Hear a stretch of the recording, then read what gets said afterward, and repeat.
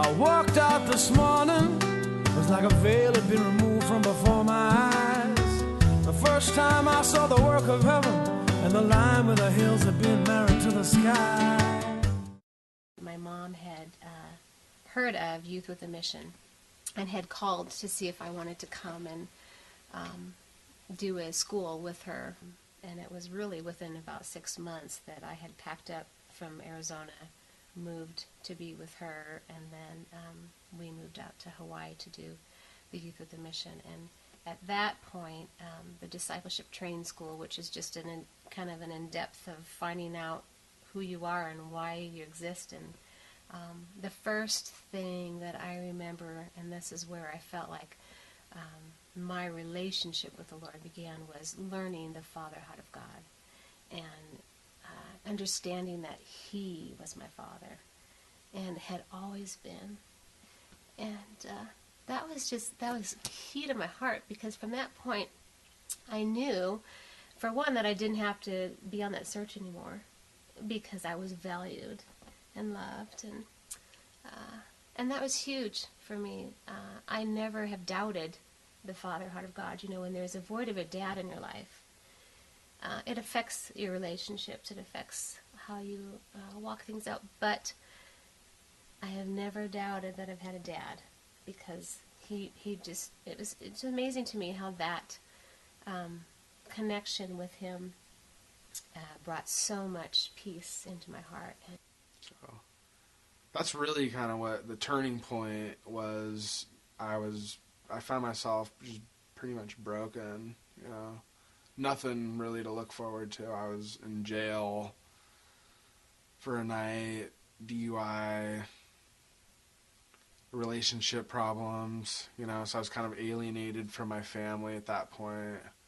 I wasn't able to go home because of the argument stuff. I actually was, you know, it was like a court-ordered kind of that I wasn't able to make contact with my wife and children, and so it was just, you know, really bad. And then the next big thing was my dad. Trying to reconnect with my dad and knowing that that was a needed thing that had to happen for me. And I remember picking up the phone and calling, still in DTS, and his girlfriend at the time answered the phone. And I just asked if John was there, and the first thing out of her mouth was, "Is this Kimberly?" And it was the strangest thing to me that the Lord had set that up and prepared that for me, and she had been wanting him to reconnect with me. So, I mean, I guess the turning point really had to do with that. And, I was ordered by the court to go to AA meetings and outpatient drug and alcohol rehab, and I started to learn there that, part of the AA thing is to surrender to a higher power, as you understand it.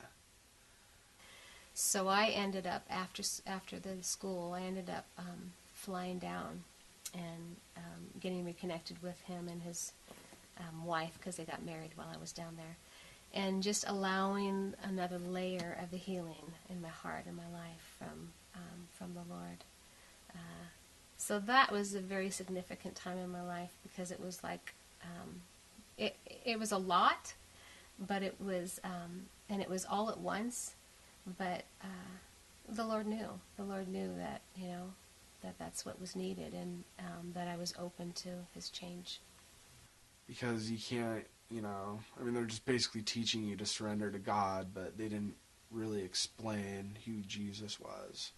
So that didn't really make sense. I mean, it made sense to me, like, I need to surrender to a higher power as I understand it, but I didn't understand it. So I could see why I was so legalistic in so many areas of my life, because it didn't make any sense to me that religion just doesn't make sense. You know, that you can do this, you can have a relationship with God, and yet do your own thing. You know, I mean, that just didn't make sense to my mind. And I liked the idea of surrendering to a higher power, but I wanted to know what the truth was. So I I mean, we'd been going to church a little bit. My wife would drag me to church, and I hated it. You know, I was like, if I could just get through the singing part, the message is okay. It was kind of, you know, that was my church experience before, and I just really didn't like it. But we kept going, you know, she kept dragging me to church, and then eventually it started to click, you know, I mean, all these connections just started to happen. It was really kind of supernatural, like, it wasn't anything I did, but it was like God just kind of grabbed me and moved me along.